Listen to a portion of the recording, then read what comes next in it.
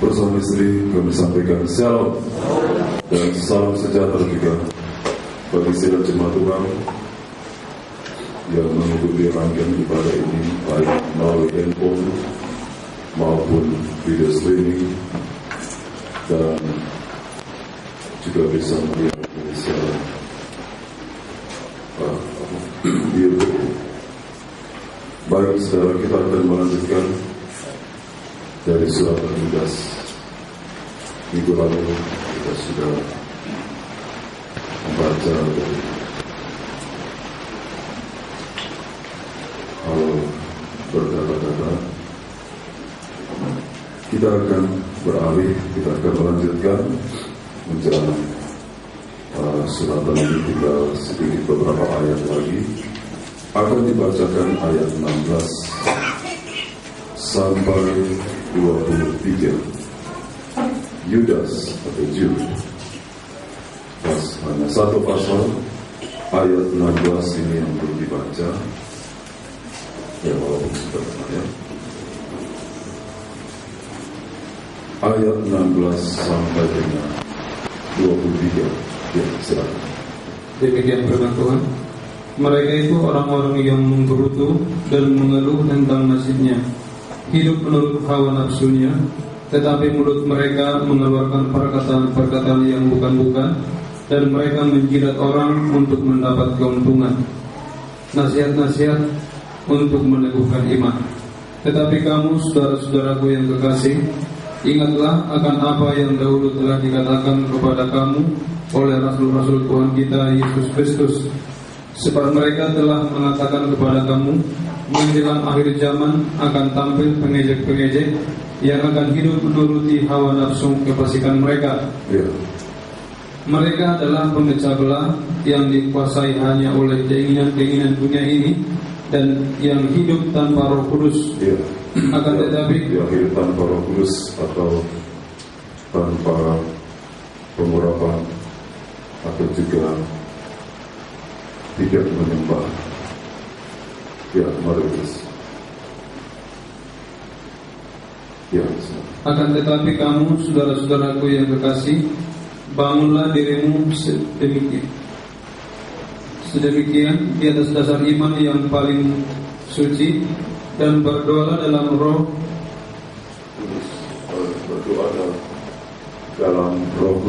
Kudus. Peliharalah dirimu. Bisa dari Alkitab juga, karena kita belum selesai. Peliharalah dirimu demikian dalam kasih Allah, sambil menantikan rahmat Tuhan kita Yesus Kristus untuk hidup yang kekal. Tunjukkanlah belas kasihan kepada mereka yang ragu-ragu. Ya, ini ciri-ciri dari gereja Tuhan yang sungguh-sungguh menunjukkan belas kasihan kepada mereka yang ragu-ragu, maju atau tidak dalam Tuhan, terima Yesus atau tidak, atau setia atau tidak usah lagi. Ini merupakan kondisi yang bagaikan seorang berada di persimpangan jalan. Jadi kita harus tunjukkan, meneguhkan hati mereka. Mari terus.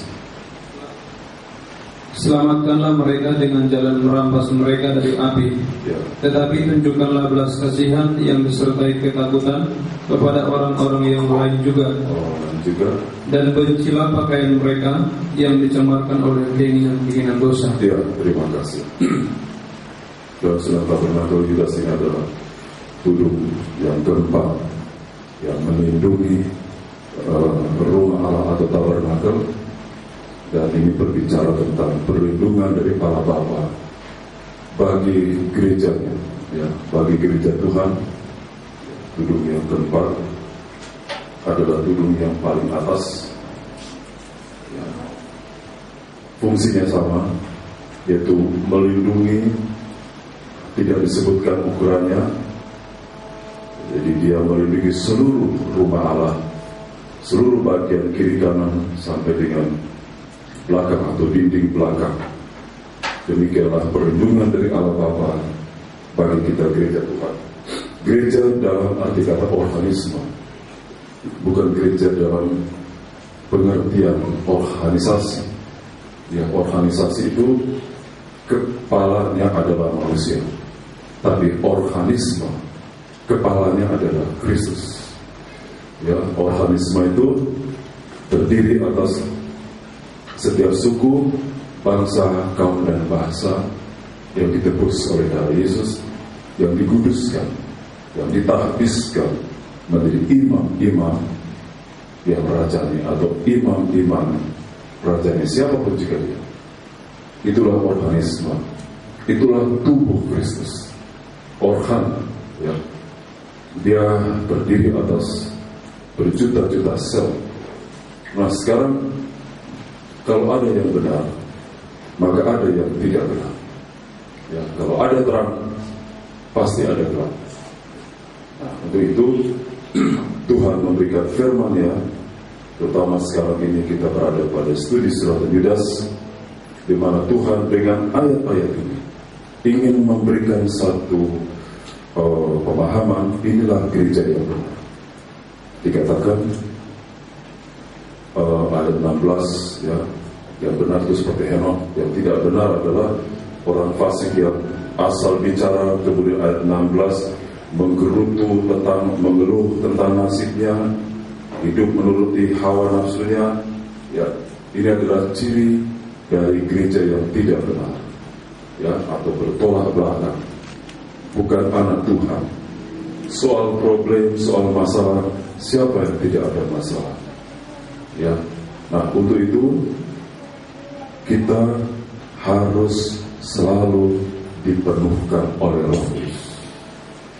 Kalau tidak, kita tidak tahan terhadap pengejek. Pengejek ini bukan orang luar, tapi justru yang paling bahaya kalau itu orang dalam. Orang menamakan Kristen, tetapi tidak mengasihi kebenaran firman, sehingga mereka mengejek kita, mengolok. Ya, nah demikian juga bisa jadi ini muncul dari manusiawi kita, kedagingan kita, bisa membuat kita tawar hati, bisa membuat kita daging ini mengejek kita. Mana janjinya Tuhan? Ya, mana katanya dia datang? Berbagai macam. Untuk itu sekali lagi kita harus hidup di dalam Roh Kudus. Kita harus penuh dengan Roh Kudus. Ya, coba dicek. Ada story mungkin ada di hati. Ya, baik saudara. Ya, memang tidak semudah itu. Ya, saya juga melihat hal-hal di belakang itu begitu banyak. Ya, jadi yang menangani itu memang cukup rumit, saudara. Kalau kita perlu berdoa. Ya, ini bukan hanya kita, hanya 2-3 orang, ini sudah lebih. Jadi perlu pengaturan yang memang bagus.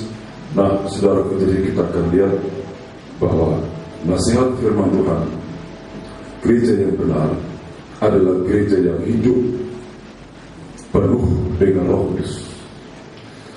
Nah, penuh dengan Roh Kudus juga artinya menyembah dalam bahasa. Ya. Tapi penuh dengan Roh Kudus adalah gereja Tuhan yang mau pikul salib. Roh Kudus itu tidak jauh dari salib Kristus. Roh Kudus tidak pernah membawa kita untuk hidup menentang salib Kristus. Salib dalam arti kata bukan salib alat, ya, untuk menandakan bahwa kita di rumah adalah orang-orang yang penuh Roh Kudus, ya, taruh salib di pintu depan, pintu belakang, ya, pintu kamar mandi, pintu dapur, ya. sampai bagian luar juga, supaya kalau ada pencuri mau masuk dia salib, tak berani. Ya boleh saudara, tapi bukan selalu itu. Sekalipun tidak salah, saudara mau taruh mau di atas rumah pun sebagai penangkal petir sekalian di situ. Ya. Nah, tetapi salib itu nanti kita akan lihat. Roh Kudus memimpin kita, memimpin gereja Tuhan untuk satu kali waktu menyalibkan daging dengan segala keinginannya. Itu gereja yang Roh Kudus. Semakin kita menolak pengalaman salib, semakin Roh Kudus itu menjauh dari kita. Karena orang yang menolak salib, orang itu hidupnya pasti menuruti hawa nafsu. Pasti menuruti hawa nafsu artinya mengikuti kesenangannya sendiri, enaknya sendiri, maunya sendiri, sekalipun bertentangan dengan firman Allah. Biar itu pendeta sekalipun. Ya, karena itu Rasul Paulus mengatakan, aku memberitakan Yesus yang disalibkan. Itu hamba Tuhan yang selalu penuh Roh Kudus. Tidak bicara pemberitaan yang bisa mengumbar hawa nafsu, yang bisa memancing seorang itu hidupnya dalam hawa nafsu. Tidak. Pemberitaan firman Allah, maafkan saudara, khotbah yang membuat manusia tetap bercokol di dalam dosa, itu khotbah dari pendeta yang tidak di bawah Roh Kudus, tidak di bawah pengaruh Roh Kudus. Saya tidak katakan kalau saya lebih baik daripada tidak. Saya juga hati-hati. Ya. Kalau saya tidak menyampaikan firman Allah seperti yang dikehendaki oleh Roh Kudus, oleh firman Allah, maka hidup saya itu jauh dari Roh Kudus. Dan itu nanti akan menghasilkan buah. Ada buahnya masing-masing buah. Ya. Buah manis dihasilkan. Itulah kebenaran dan keadilan, kata kitab Yesaya, bagi orang yang dipimpin oleh Roh Kudus. Jadi ada diurapi oleh Roh Kudus, dipenuhkan oleh Roh Kudus, berjalan dengan Roh Kudus, dan dipimpin oleh Roh Kudus. Itu gereja Tuhan yang benar. Dan kalau hamba Tuhannya, gembalanya itu hidup di dalam kepenuhan Roh Kudus, hidup di dalam pimpinan Roh Kudus, pasti jemaat juga akan dididik untuk hidup di bawah pimpinan Roh Kudus. Sebagaimana Roh Kudus itu adalah kebenaran, firman Allah juga adalah kebenaran. Maka orang yang dipimpin Roh Kudus itu akan patuh kepada kebenaran firman Allah, tidak akan bertentangan. Zaman dulu, zaman bangsa Israel dipimpin di udara oleh tiang awan dan tiang api, di atas permukaan tanah oleh tabut perjanjian. Berjalan itu sinkron, paralel. Tidak ada tabut ke kiri, tiang awan ke kanan. Tiang awan dan tabut perjanjian berjalan bersama-sama. Dan bangsa Israel mengikuti. Tujuannya tepat. Itulah tanah Kanaan, tanah perjanjian.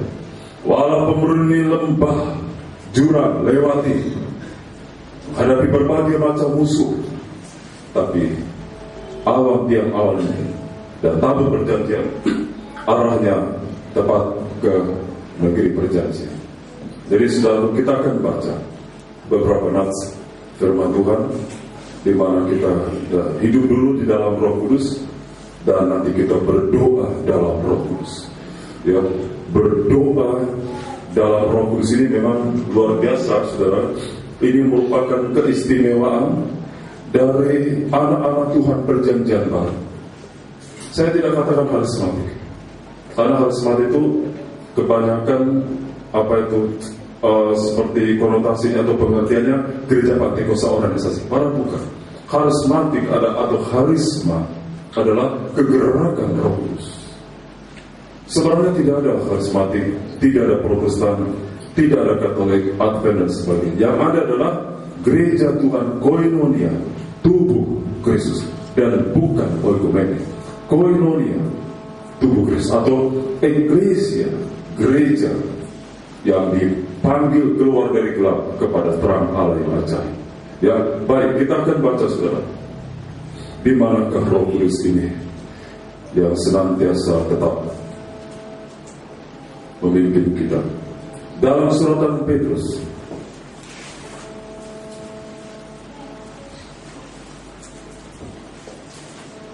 apa ini dekat dengan apa?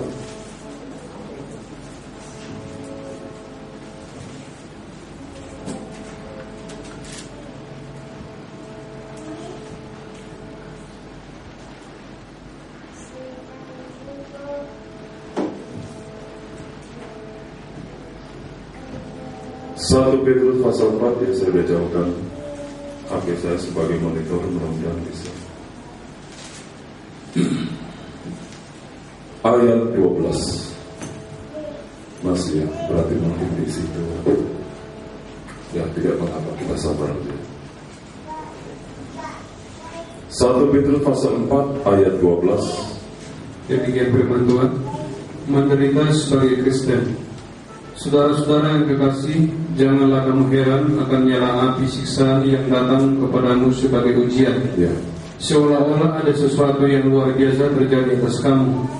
Sebaliknya bersukacitalah sesuai dengan bagian yang kamu dapat dalam penderitaan Kristus, supaya kamu juga boleh bergembira dan bersukacita pada waktu Ia menyatakan kemuliaannya. Saudara, semua rasul-rasul, kata surat Yudas, ingatlah apa yang telah disampaikan oleh rasul-rasul.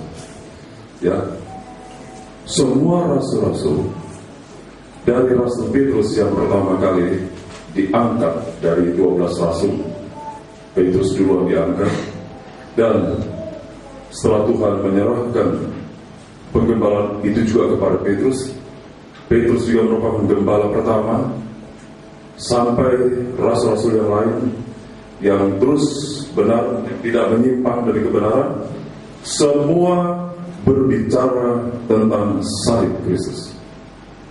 Semua berbicara tentang penderitaan Kristus. Sampai Rasul Paulus, semua tidak lain berbicara tentang penderitaan Kristus. Nanti saya tunjukkan, saudara, ya, apa sih penderitaan Kristus diangkat terus. Ya, saya akan tunjukkan ada di ayat juga ini. Mari teruskan, Pak. Ya, ayat 14. Berbahagialah kamu jika sudah tadi diselesaikan. Ya, supaya kamu juga boleh bergembira dan bersukacita pada waktu Ia menyatakan kemuliaan. Ya, jadi begitu urutannya demikian. Mesias pun menderita, bangkit, masuk dalam kemuliaan. Tapi iblis mencoba untuk manusia itu jalan pintas, instan, masuk ke dalam kemuliaan, tapi menentang salib. Mau masuk surga, tapi tetap bertahan hidup dalam dosa. Tidak ada kotoran yang lebih jijik, lebih najis selain dosa. Kotoran apa saja itu tinggal cuci saja dengan air, pakai sabun hilang. Kalau itu baunya rendam aja dalam kaporit. Tapi dosa itu menembus sampai ke roh. Dosa itulah membuat manusia tidak berlayak masuk surga. Jangankan surga, Taman Eden saja yang masih di bumi sudah tidak boleh dihuni oleh Adam dan Hawa waktu jatuh dalam dosa. Itu baru Taman Eden di bumi. Ya, mungkin di timur tengah Irak sana, ya, Sungai Efrat dan Tigris. Apalagi surga yang mulia sana, apalagi Yerusalem baru. Rumah kita saja jelek-jeleknya, masih kita tidak menginginkan ada orang masuk dengan kaki yang kotor. Walaupun itu katakanlah lantai tanah. Zaman saya tahun 70 di Jakarta masih banyak yang lantainya lantai tanah. Ya. Jadi kalau pagi sapunya itu bukan sapu hitam, sapu lidi. Ya. Halamannya pun masih banyak yang dari tanah. Tidak seperti sekarang ada apa itu, yang macam-macam lah ya. Kalau dulu tidak, itu dari masih banyak tanah gitu. Jadi tiap pagi supaya nampak itu rapi, itu ada apa? Sapu lidinya dibiarkan itu, apa itu? Garisnya. Jadi rapi sekali. Ya, di dalam rumah pun begitu, sapi. Lantai tanah. Kita tidak izinkan ada orang yang masuk, maafkan dengan kaki kotor, sekalipun itu lantai tanah. Ada syarat-syarat tertentu yang orang lain boleh masuk ke rumah kita. Begitu juga dengan surga. Mengapa manusia banyak yang masa tidak bisa begini, masa tidak bisa begitu? Loh, surga itu punya Tuhan, bukan punya siapa-siapa. Surga punya Tuhan. Jadi urutannya adalah menderita sampai mati. Apakah mati syahid, mati syuhada, atau nanti saya akan tunjukkan pengalaman kematian bersama Kristus, pengalaman penderitaan sampai mati. Jangan nanti kita pikir bahwa tidak ada uang itu pengalaman kematian. Ya, bisa juga. Tidak ada makanan itu pengalaman kematian, bisa juga. Tetapi itu belum menjadi ukuran mati bersama Kristus. Betapa banyak orang-orang juga yang lapar tapi bukan karena Kristus. Kalau tidak ada makanan, kemudian bercerita kepada orang lain, sekalipun saya tidak makan, tapi saya percaya. Coba sama-sama cerita dengan yang tidak makan, nanti akan saling menguatkan. Kalau cerita sama yang punya restoran, ya. Hamba Tuhan juga begitu. Seringkali tidak ada makanan di pastori, terbawa-bawa sampai ke mimbar. Saudara tidak peduli sama gembala saudara. Saudara makan daging di rumah kami hanya tusuk giginya saja. Kok sampai ke mimbar? Saudara punya mobil gembalamu tidak ada sepeda motor, sepeda pun tidak ada.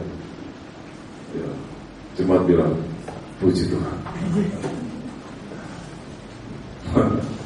Ini bukan mati, ini sengsara, tapi tidak bersama Kristus. Dagingnya mencuat, dagingnya keluar, menuntut. Sifat daging itu menuntut, tapi sifat Roh Kudus itu menyerah. Jadilah kehendak Tuhan. Amin. Mati ya matilah, tidak apa-apa. Dan jangan mati di luar Tuhan. Saya punya pengalaman banyak bersama istri.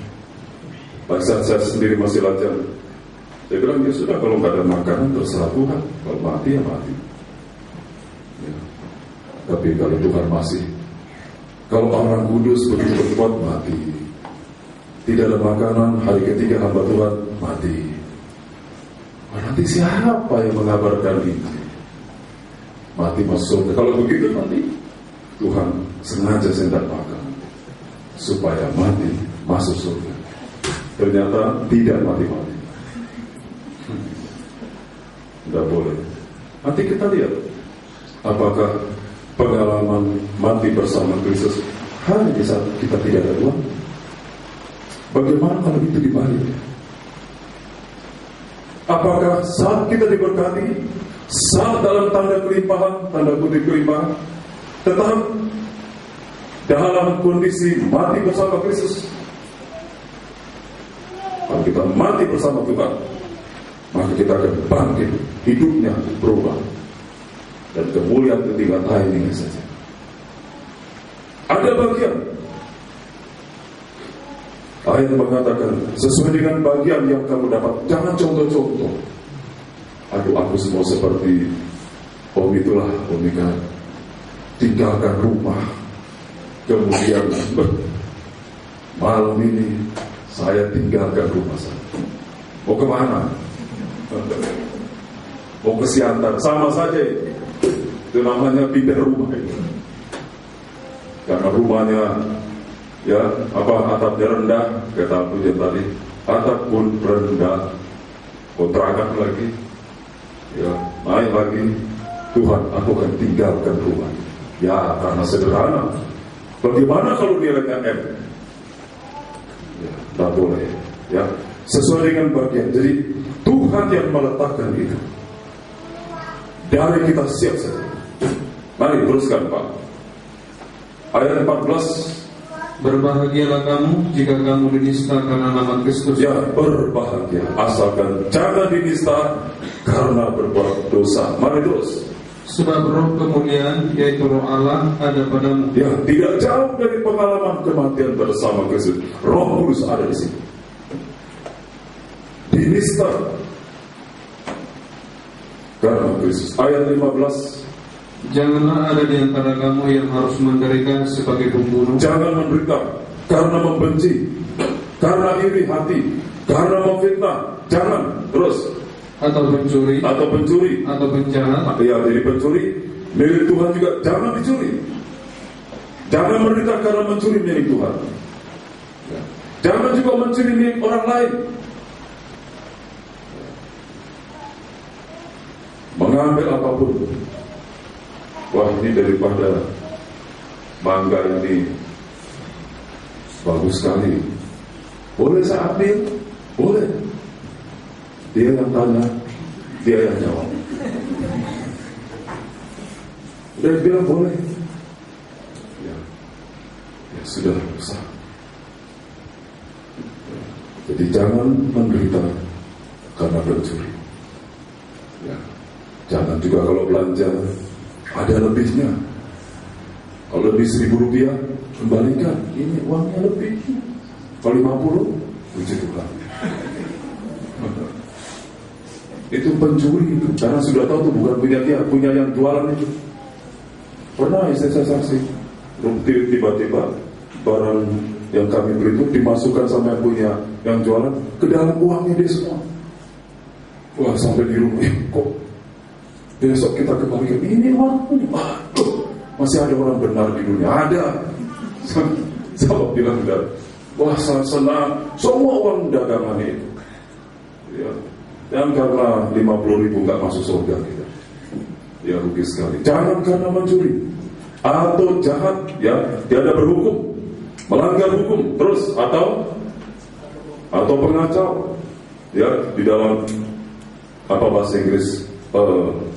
Kriminal, ya, jahat, kriminal, ya, narkoba, narkotik, ya, jangan bilang wah di sana banyak narkoba, biar itu, jangan ditangkap karena menggelapkan, memperdagangkan, menggunakan, mengisap, mengedarkan, kriminal, apa ini, narkoba, itu kriminal, barang haram, video porno, jangan. Jangan telepon saya kalau sampai ada yang begitu. Oh, batu 2 om, saya ditangkap penjara berapa? Dari ketahuan narkoba, biar sih. Kalau negara katakan hukum, kami hamba Tuhan, hukum, tidak boleh itu. Ya, ada yang lolos, ya dia boleh lolos, tapi tidak akan lolos dari pengadilan tahta Allah itu. Dia akan dituntut nanti oleh Tuhan. Karena ada 3 saksi, iblis, hati nurani, dan Allah sendiri saksi. Mungkin pengadilan bisa diputar balik, mungkin pengacara yang lihat bisa memutar balik, silakan. Tapi satu waktu nanti harus dia bertanggung jawabkan kepada Tuhan. Dan saya tidak mau terlibat dalam itu karena membela orang itu. Nanti saya pun tarik oleh Tuhan, diperhadapkan kepada pengadilan tahta putih. Harus saya katakan, jangan menderita karena penjahat. Barang-barang ilegal, jangan. Apalagi sekarang narkotika. Walaupun itu menggiurkan, karena itu hidup dalam Roh Kudus. Harus itu ada firman yang bisa mencabut keinginan itu. Kalau sempat memakai, biar itu dulu. Sebelum mengenal kebenaran, sebelum hidup dalam kebenaran. Sekarang jangan lagi. Tidak usah takut masa depan di dalam Tuhan. Jadi jangan karena penjahat, kriminal, betul ya, benar ya, Alkitab coba, kriminal, or even as a murderer, orang pengacau, bikin kacau, ya, campur urusan orang lain, tapi membuat suasana makin kacau. Jangan, ya, begitu saudara. Jadi kita harus hati-hati. Kemudian ayat 16. Tetapi jika ia menderita sebagai orang Kristen, Ya, maka janganlah ia malu, jangan ia malu. melainkan hendaklah ia memuliakan Allah dalam nama Kristus. Mari, pasal 4 ayat 1. Pasal 4 ayat 1. Jadi karena Kristus telah menderita penderitaan badani, Ya. kamu pun harus juga mempersenjatai dirimu dengan pikiran yang demikian. Pikiran bagaimana? Pikiran tentang Kristus telah menderita penderitaan badani sampai mati. Itu harus melekat dalam pikiran kita. Terus Pak, Karena barang siapa telah menderita penderitaan badani, ia telah berhenti berbuat dosa, ya, supaya sampai situ saja. Jadi saudaraku, ini kita harus masuk. Apakah saat kita kaya atau miskin, diberkati atau belum diberkati, penderitaan Kristus ini harus menjadi senjata. Bible mengatakan, tolong katakan, mempersenjatai. Selalu ingat kematian Tuhan. Sebagai saat kita diberkati, ingat kematian Tuhan, agar berkat itu jangan kita salah gunakan.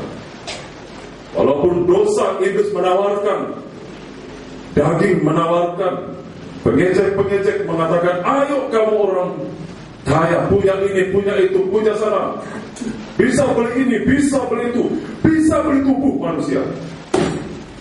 Harus ingat itu korbannya Kristus. Jadi senjata yang paling ampuh. Kalau tidak mampu kita menolak, mulai goyang, ingat saja kematian Tuhan. Sana iblis akan undur. Jadi bukan saat hanya sengsara saja, ingat korban dia. Di saat kita diberkati, saat saya awal melayani Tuhan, penuh dengan penderitaan. Tapi sekarang katakan Tuhan percayakan, tetap mempersenjatai pikiran ini dengan korban Yesus. Tetap sengsara Kristus itu menjadi penghayatan, supaya dalam keberkatan tidak menyimpan dari kebenaran firman. Itu yang dicari oleh jemaat sekarang. Seorang hamba Tuhan seperti rasul-rasul dulu. Aku tahu apa itu kelimpahan, aku tahu apa itu kekurangan. Segala sesuatu tidak ada rahasia bagiku. Aku bisa menanggung semuanya karena Kristus yang menopang aku.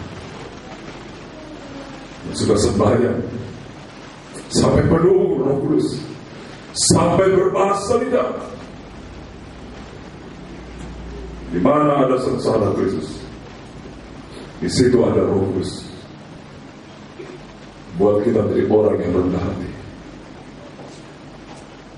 selalu mengatakan tidak ada apa-apanya.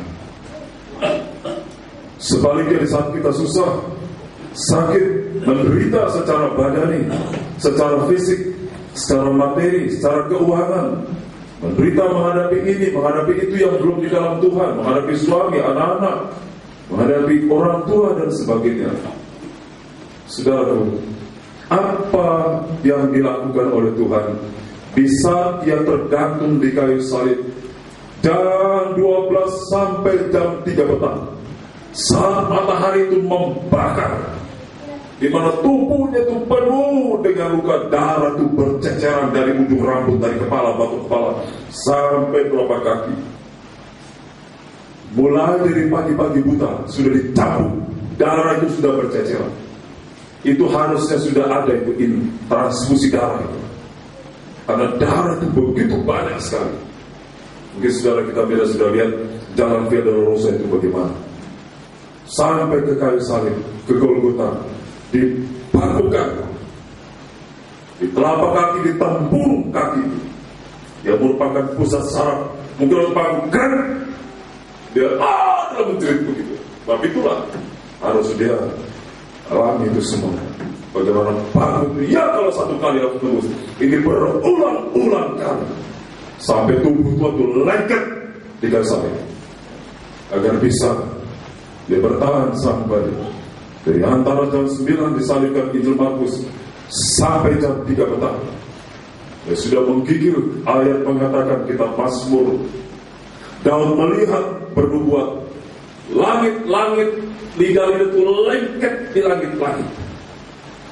Anjing-anjing basah, banteng-banteng mengurumuni aku. Aku mengatakan Eloi, Eloi, lama sabachthani. Itu dia bernubuat itu tentang korban Yesus. Di saat tidak ada orang yang menyertai, bahkan bapaknya pun meninggalkan karena dosa yang dia tanggung itu membuat anak Allah itu berlumuran dengan dosa. Sehingga Bapa yang Maha Kudus tidak mampu melihat anaknya itu yang menanggung sengsara. Tapi kalimat yang terakhir pada puncak penderitaan, di mana daging itu menderita, kata-kata itu keluar, ia menyerahkan rohnya. Itu gereja Tuhan. Itu kepala kita Yesus. Pada puncak penderitaan dikatakan, Bapa, aku serahkan roh. Kenapa tidak itu kata-kata kita? Kenapa telepon sana, telepon sini? Minta bantuan sana, minta bantuan sini. Mengapa hamba Tuhan harus mengatakan, harus telepon sana, SMS, minta bantuan? Kenapa tidak bilang, Tuhan, keadaan mulai jadi? Itu berarti kita sudah mempersenjatai pikiran kita dengan korban Kristus. Sehingga dalam sengsara kita tidak meninggalkan Tuhan. Sana Roh Kudus akan limpahkan kasih-Nya. Kita menyembah dalam kepenuhan Roh Kudus. Itu gereja yang benar. Hidup dengan Roh Kudus, bukan hidup semata-mata dengan logika. Walaupun Tuhan tidak katakan logika itu tidak dipakai, bukan. Tetapi kita harus tahu apa yang Tuhan inginkan. Kalau ada yang mengalami masalah, katakan saja, Tuhan, aku tidak mampu. Keadaan pula yang jadi. Aku menyembah Engkau Tuhan. Haleluya, sampai penuh, sampai Roh Kudus itu menyambar roh kita. Dan dia bawa, imam besarku membawa roh kita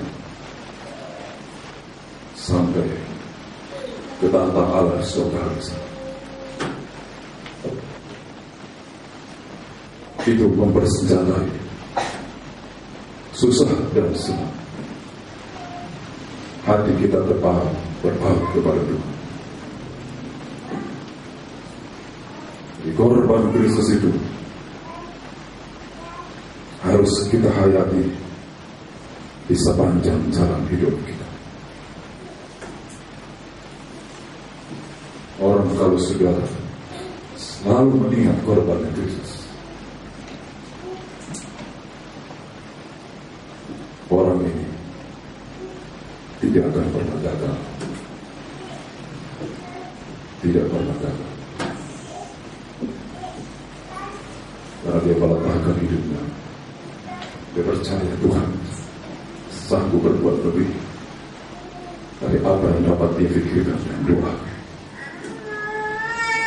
Ya.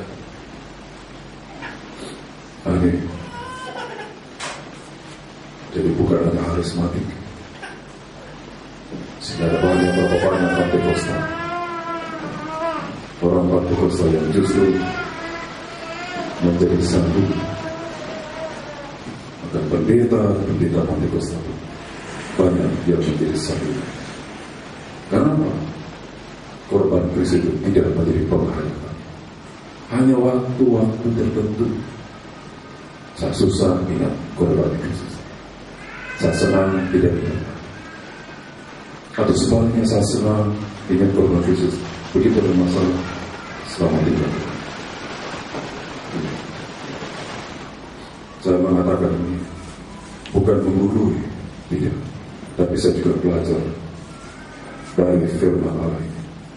Akan tetapi kamu, saudara-saudara kasih, bangunlah dirimu sendiri di atas dasar imanmu yang paling suci, iman yang timbul dari mendengar akan firman Allah, dan berdoa dalam Roh Kudus, agar kita bisa menolak pengecek.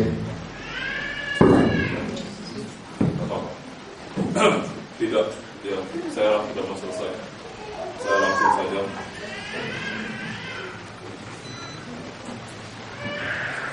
Baik, saya langsung saja. Kita mau selesai. Sambil disiapkan agar kita jangan terpengaruh dengan pengejek. Dan ingat, kita pun tidak menjadi pengejek. Amin. Tapi kita menjadi orang yang mengasihi Tuhan. Mari kita berdiri semuanya. Haleluya Tuhan.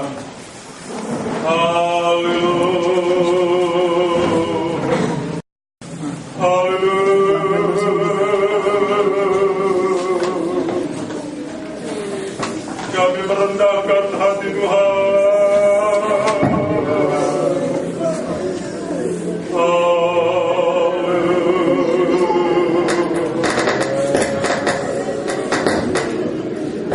Terima kasih Tuhan. Kami menyembah.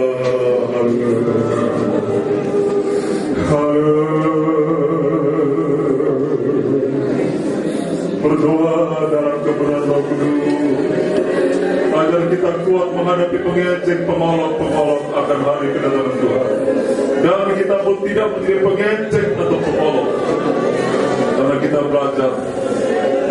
belajar penuh dengan Roh ya Sang, ya Roh ya Sang, ya Roh ya Sang, penuh dengan Roh Kudus saat diberkati, penuh dengan Roh Kudus saat belum diberkati, penuh Roh Kudus saat kita sengsara secara jasmani, penuh Roh Kudus saat kita dalam kelimpahan, selalu penuh. Haleluya. Ya Roh ya Roh ya Sang, ya Roh Sang, ya Roh ya Sang, ya Roh ya Sang. Haleluya. Oh, kami menyembah, kami merendahkan hati ya Rabb, ya Rabb ya Sang, ya Rabb ya Sang, ya Rabb ya Sang. Tuhan, Roh Kristus.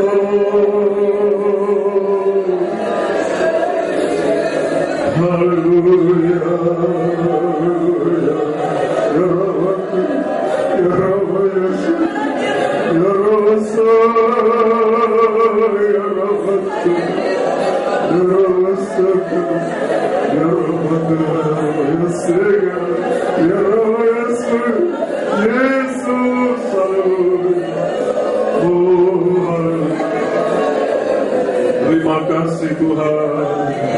Terima kasih. Haleluya. Haleluya. Haleluya. Haleluya. Oh, haleluya. Haleluya.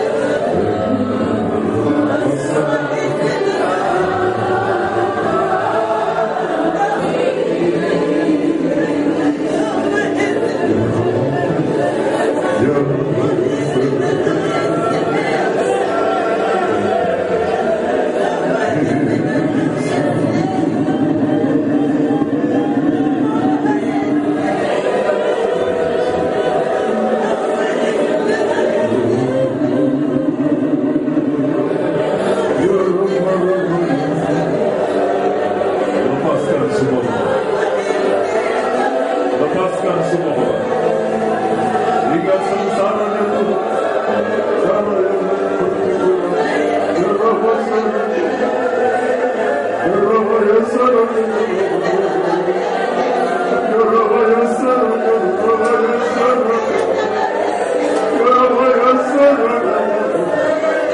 ya Rabbi ya Sarah, ya Rabbi ya Sarah.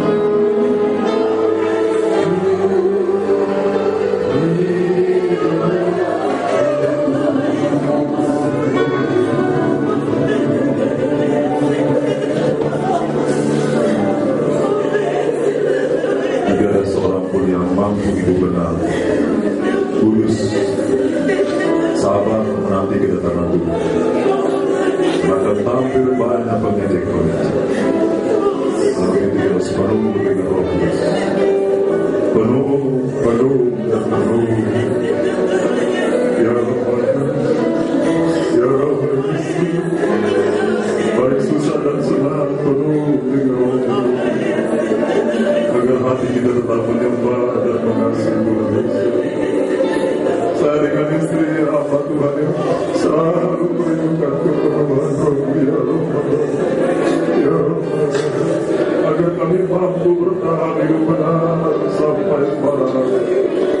bersama anak-anak kami, bersama sidang jemaat Tuhan. Ya Rahman, Ya Rahman, Ya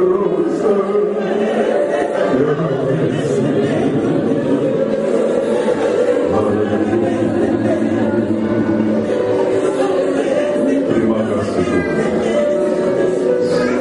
Sangat menjamin Bapa dalam surga, di depan kami ada roti dan arakur.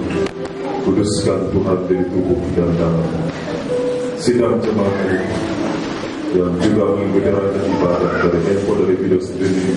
Jika di tangan mereka menggunakan roti arakur, biarlah Tuhan Engkau menguduskan menjadi tubuh dan darah. Roh Kudus memelukkan kami, agar saat kami senang kami tidak tinggi hati, saat kami belum diberkati kami menang dengan salah. Agar kami jangan begitu. Mungkin suami belum bisa dimenangkan sampai hari ini, mungkin anak-anak belum bisa dimenangkan. Ya Roh Kudus menguatkan kami. Susah dan senang kami tetap menyembah Tuhan. Kami ya Roh bukan dunia dengan keindahannya yang ada dalam hati kami, tapi kasih Kristus yang begitu indah yang dituangkan dengan Roh Kudus di dalam hati kita. Jujur saya dengan istri tidak ada kekuatan kami semua. Kami hanya belajar meniperlukan terus dengan Roh Kudus. Karena bahasa saya dengan itu sangat terbatas, pengetahuan kami sangat terbatas dalam menerangkan firman Allah. Karena itu kami belajar bersandar kepada Roh. Dialah guru agung kita, dialah yang menerangkan firman Allah dengan ajar. Demikian kekuatan kita sangat terbatas. Tapi kalau Roh Kudus itu menyertai kita, kita akan melihat bukan dengan kuat dan gagah kita, tapi oleh Roh berdoa dalam kepenuhan Roh Kudus, agar kita tidak mengejek firman Allah, agar kita tidak tawar hati. Di saat kita mengalami kesesakan, himpitan, tekanan, hampasan sekalipun, atau sebaliknya kita tidak tinggi hati.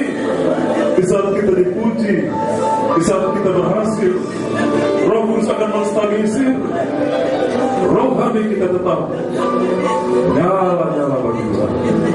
Terima kasih Tuhan. Layakkan pelayan perjamuan kudus, layakkan juga kami menyambutnya. Taruhkan berkat-Mu di atasnya demi nama Tuhan Kristus. Jika ada membutuhkan kesembuhan, Tuhan berkuasa menyembuhkan, menyehatkan, menguatkan, memulihkan, memberikan pengharapan. Mungkin ada yang sempat jatuh, Roh Kudus membangunkan kami kembali. Mungkin ada yang sudah terseok-seok melalui Tuhan, Roh Kudus menolong kami, menguatkan mata kaki kami semuanya untuk terus berjalan hingga ke Bukit Sion, Yerusalem yang baru. Kami percayakan untuk kami berbakti kepada Tuhan. Dalam nama Tuhan Yesus, haleluya, amin. Ya, silakan bagikan tanah kering yang berduka. Bukti dari jalan hidup bersama. Bagaikan tanah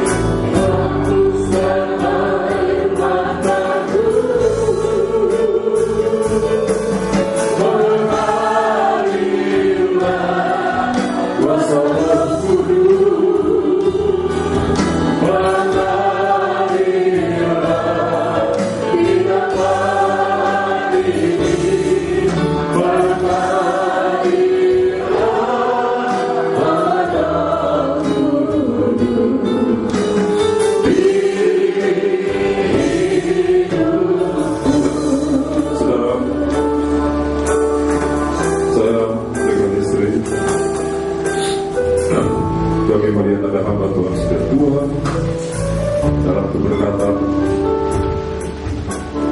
sampai berapa puluh tahun lebih, kalau dia menyembah, air mata berlinang. Dari masa muda sampai masa tua dia mereka melayani. Kita harus memiliki hancur hati. Daud mengatakan dalam Injil Kudus, korban yang tidak ditolak adalah korban hati yang gemuk dan itu tidak akan pernah kau pandang. Dia harus penuh dengan Roh Kudus. Maka dalam segala perkara, Roh kita tetap menyala-nyala. Roh Kudus akan merampas perhatian kita untuk bisa tertuju kepada Tuhan Yesus. Kalau tidak, perhatian kita akan tertuju kepada dunia ini. Sehingga Tuhan yang nomor dua kan. Itu berarti berhala itu sudah menembus ke dalam. Atau perlu saya sering dengan istri yang selalu dengan penuhkan kami dengan Roh Kudus. Mengalir. Semua sudah dapat? Kita bantu sendiri semuanya. Haleluya. Mengalir. Angkat tubuh Tuhan.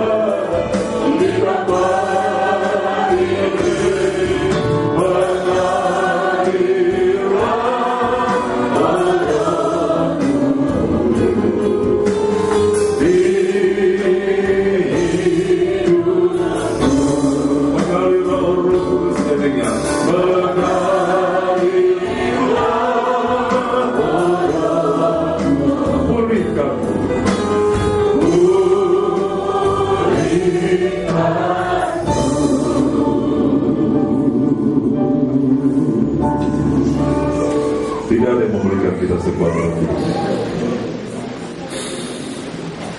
Kalau tidak, kita orang yang tinggi hati semua.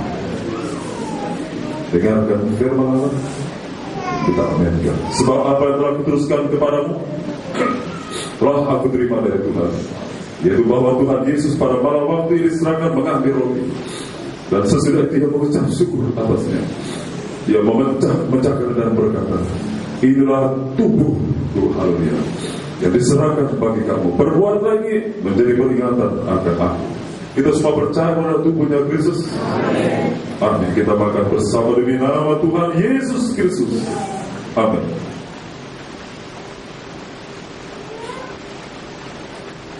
Haleluya. Oh, terima kasih. Angkat salah Tuhan ini menjadi kepala dengan tangan. Selalu ingat korbannya Kristus. Roh Kudus itu tidak pernah mengumbar kita hawa nafsu kita, tapi selalu menjadi orang yang tahu menghargai korban Kristus. Orang yang rendah hati, orang yang taat, orang yang ringan di dalam keberhasilan kita, tetap kita menjadi orang yang mengasihi Tuhan. Demikian juga yang mengambil cawan sudah makan lalu berkata, cawan ini adalah perjanjian baru yang dimateraikan oleh darahku, yang ditumpahkan untuk pengampunan dosa. Perbuatan setiap kali kamu meminumnya menjadi peringatan akan aku. Sebab seberapa banyak kali kamu makan roti dan minum cawan ini, kita semuanya memberitakan kematian Tuhan Yesus, mati sengsaranya Tuhan sampai ia datang kembali. Sengsaranya Tuhan itulah sudah menjadikan kita jadi baik sekarang ini. Kita semua percaya bahwa darahnya Kristus. Amin. Kita minum bersama demi nama Tuhan Yesus Kristus. Amin. Musik kita Tuhan. Pujian kita. Kita mengangkat. Ada yang dapat kita lakukan.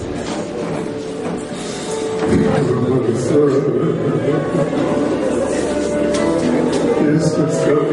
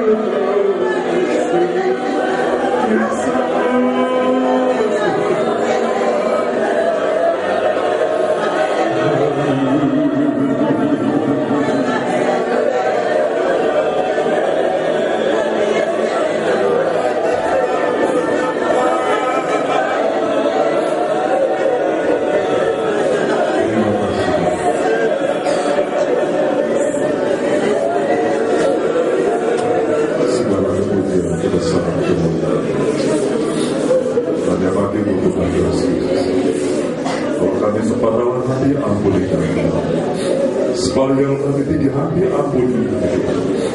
Sucikan kami orang yang dengan Roh Kudus menolong kami dalam nama Tuhan. Kami akan memberikan korban persembahan dengan penuh sukacita dan syukur. Tuhan memberkati kami janji akan berbuat lebih lagi untuk mengenal.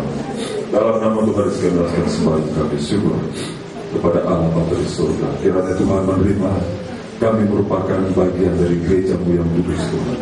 Bagian.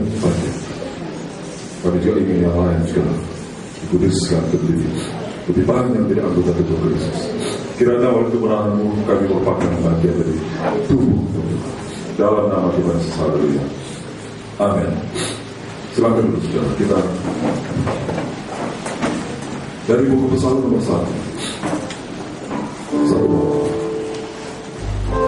Berbahagialah yang dipanggil bos. Pesalm nomor 1. Pesalm nomor 1.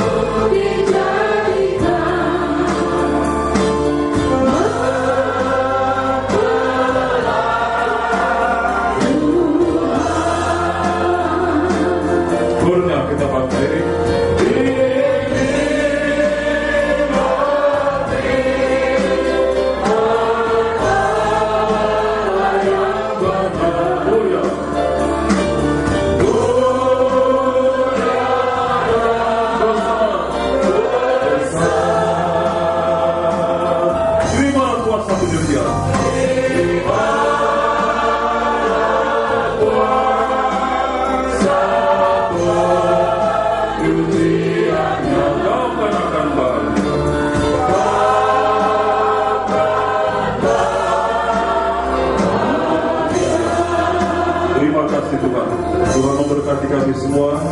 Tuhan memberkati sidang jemaat saudara dalam berbakti. Dan perjuangan cukup berat, kami percaya kedatangan kami tidak sia-sia.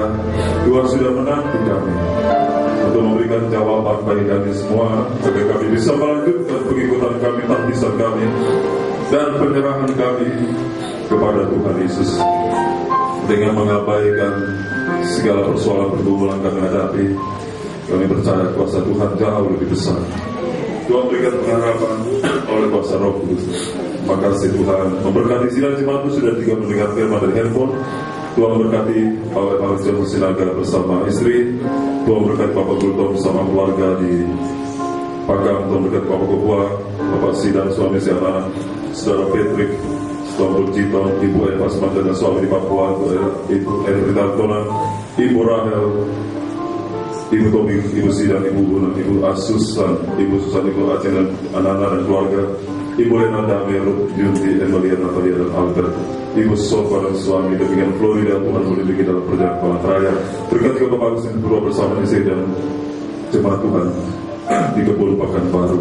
Berkati saudari Titin Siregar di Bali, Dr. Junidi, Nias dan keluarga. Tuhan memberkati kami semua, buka jalan untuk keselamatan tiga rumah tangga kami dan keluarga orang tua kami. Tolong Tuhan kami bisa berdoa dan berdoa. Kami percaya kuasa Tuhan jauh lebih besar untuk menangkan setiap jiwa.